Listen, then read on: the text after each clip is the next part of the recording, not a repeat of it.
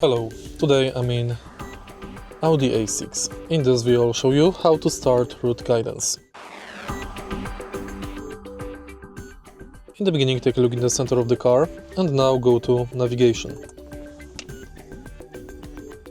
Next, select country, town, street. Next you can select special destination and then simply select Start Route Guidance.